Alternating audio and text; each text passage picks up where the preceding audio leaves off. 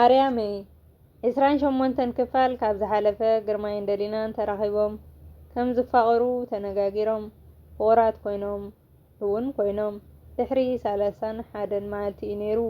ኣነን ኣርያመይን ማሕበር ኣምሲና መደቅሲና ምስ ሓዝና ገዛይ ሓንቲ ግዜ ተኳሕኩሑ ኣነ መኒኻ እናበልኩ ክዳነይ ተኸዲነ ክፍት ከብሎን ብኢድ ሰብ ኣፍንጫይ ተዓቢሰ ሃለዋተይ እውን ኣጥፍአ ኣብዚ እናበፂሕና ነርና። 28 ክፋል ድማ ነዚ ዝስዕብ ይመስል። እታ ለይቲ እቲኣ ብግእዝ ዕለት 24/09 መስከረም ኣቡነ ተክለ ሃይማኖት እዩ ነይሩ። በየን ከም ዝመፁ ፈፂመ ከይተረድአኒ ነፍሰይ ኣብ ሓንቲ እፁቲ ዓይንኻ ዘንቆሩኻ ዘይትርእየላ እፁቲ ገዛ እየ ረኺበያ። በየን መፂአ መን ከዩ መን ይኸና እዚ ኣምፂኒ ኣርያመይ ከ ኣበይ ኣላ ዝብሉ ሕቶታት ሕንቂ ልቢተይ ኮይኖምኒ። እዚ ኩሉ ፍጻሜ ክፍጸም እንከሎ ገለ ሃለዋትካ ከም ተጥፍእ ዝገብር ኣሲድ ዝኾነ ጨና ብኣፍንጨይ ገይሩ ናብ ርእሰይ ምስ ደየበ እየ ውነይ ኣጥፊአ። ድሕሪ እዚ ዝተፈጸሙ ተግባራት ኣይፈልጥን እየ። እዚ ጉዳይ ድሕሪ ክንደይ ግዜ እየ ክፈልጦ። ዝኸፍተኒ ሰብ እንተረኸብኩ ኢለ ነቲ ማዕፆ በይን ከም ዘሎ ክረኽቦ እሞ ድሕሪኡ ክኩሕኩሕ ብምባል ሃሰስ ክብል እየ ጀሚረ። እዚ ዘገርም እዩ። ማዕፁ በይን ከም ዘሎ ዘይፍለጥ ገዛ ኸ ኣሎ ድዩ ዝብል ሕቶ ናብ ኣእምሮኹም ክመፀኩም ናይ ግድን እዩ። እንተኾነ ግን እታ ዝረኸብክዋ ገዛ ካብ ናይ ሰብ እያ ክትብላ ናይ ደርሆ መሕደሪት እያ ክትብላ እያ ትቐለካ።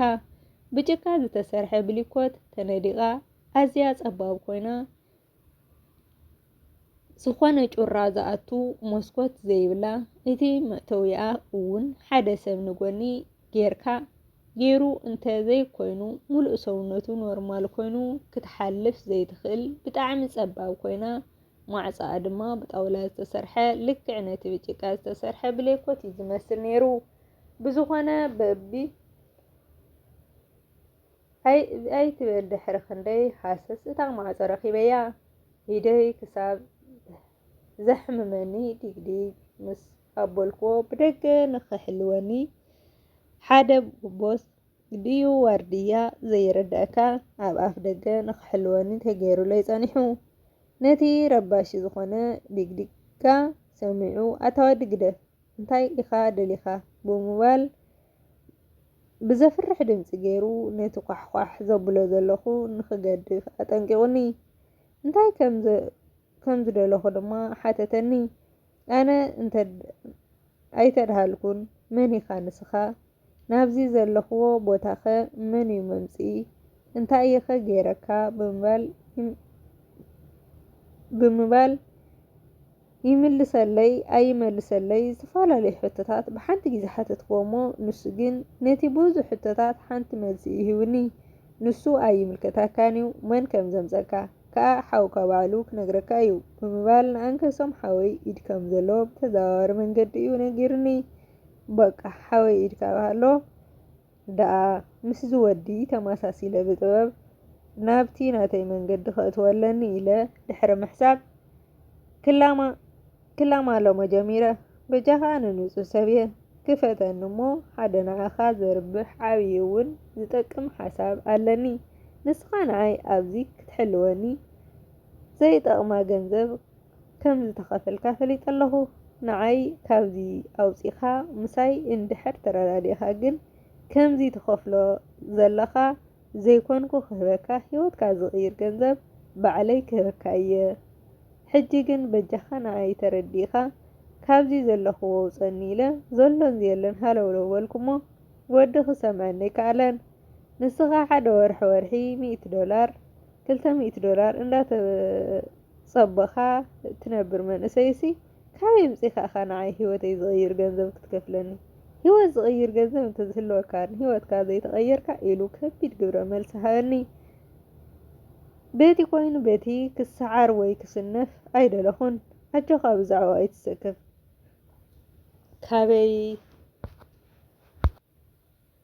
ብዛዕባ ኣይትሰከፍ ካበይ ከም ዘምፅኦ እቲ ገንዘብ ኣበይ ከም ዘሎን ክነግረካ እየ። ጥራይ ካብዚ ዘለኽዎ ጽቡብ ገዛ ኣውፀኒ ኢለ ድሕሪ ክንደይ ልማኖ ወዲ ሕራይሉ ካብታ ጸባብ ገዛ ኣውፀኒ።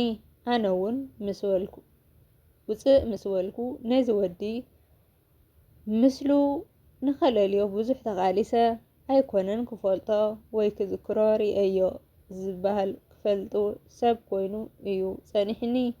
በቃ ምስኡ ተመሳሲለ ጸላተይ ከለሊ ከም ዘለኒ ምስ ነብሰይ ተረዳድየ ሱመይ ክነግሮ እሞ ስሙ ከዓ ክነግረኒ መሳርሕቲ ክንከውን እቲ ቃል ዝኣተ ኩሉ ገንዘብ ድማ ተሓጋጊዝና ክነምጽኦ ብምባል ስመይ ዳዊት እየ ዝበሃል።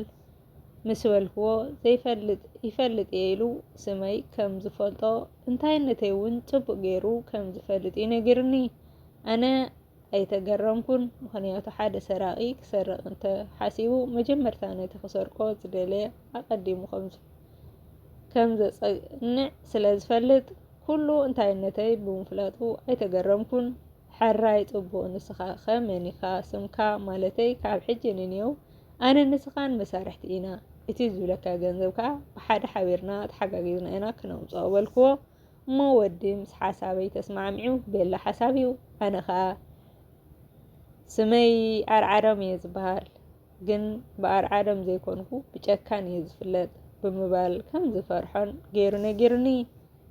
ኣነ ከም ዳዊት ሕጂ ዶ ክሕስዎ ኮይነ ፈሪሐዮ መልኣኸይ እውን ድህል እዩ ኢሉ እሞ ሕጂ ኣነ ኣርዓዶም እየ ኢለ ድየ ክጽዋዕካ ወይስ ጨካን ኢለ ብምባል ምስ ሓተትክዎ ኖ ኣርዓዶም በለኒ።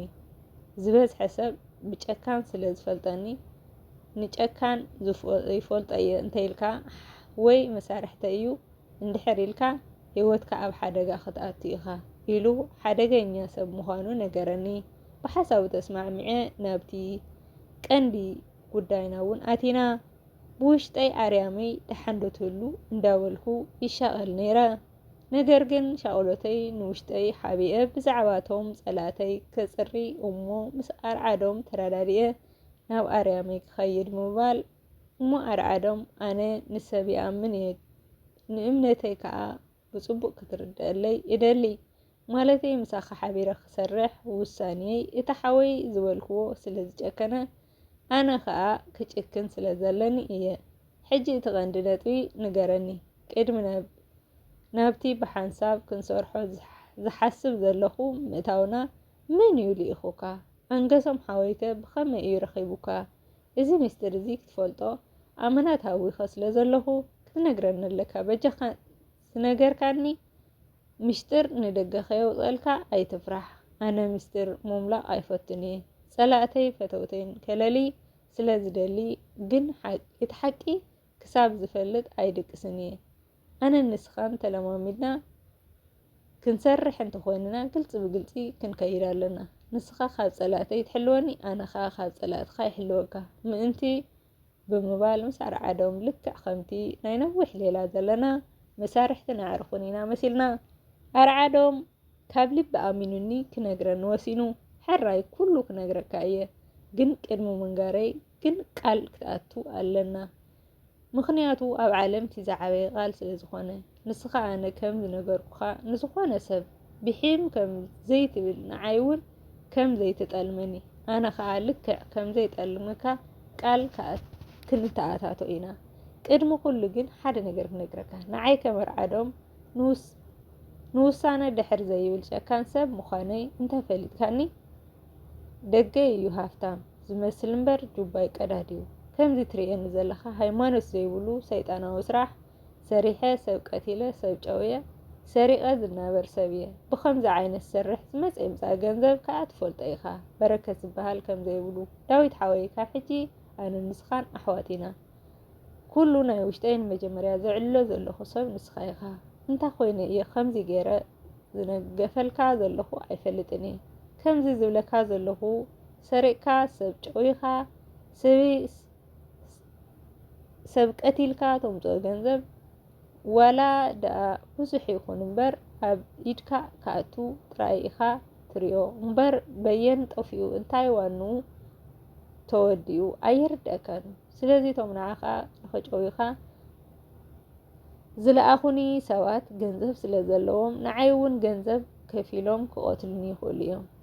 ብኸምኡ እየ ምስጢር ናይ ክልቴና ብሒም ከይትብል ዝብለካ ዝበልኩኻ ኣብኡ ከለኹ ታሪክ ህይወተይ እውን ወስከ ብለካ ኣነ ጨካን ኣነ ብቅድሚት ዝሓለፈ ይኹን ብድሕሪት ዝተረፈ ሰብ ዝበሃል የብለይን ኣብዚ ዓለም እዚኣ ነዛ ንውልቀየ ዝነብር በለኒ እሞ ኣነ ወዲ ሃፍታም ስድራ ምዃነይ ዘኪረ ብጣዕሚ እየ ደንጊፀሉ ብቅድሚት ይኹን ብድሕሪት ሰብ የብለይን ምስ በለኒ ቀጥታ ስድራኻ ኸ ኢለ እየ ሓቲተዮ ኣርዓዶም 29 ክፋል ይቕፅል ማለት እዩ። እዚ ዛንታ ተተረዲእኹምዎ ብእውነት ሓያል ዝኾነ መልእኽቲ ዘለዎ እዩና መወዳእታው ክፅብቕ ተስፋ ንገብር። ናይ ሎም መዓልቲ ዝነበረና መደብ ኣብዚ የቋሪፅና ኣለና። ስጋዕ 29 ክፋል ከዓ ብሰላም የፅንሐና። ንዝነበረና ፃንሒት ባይ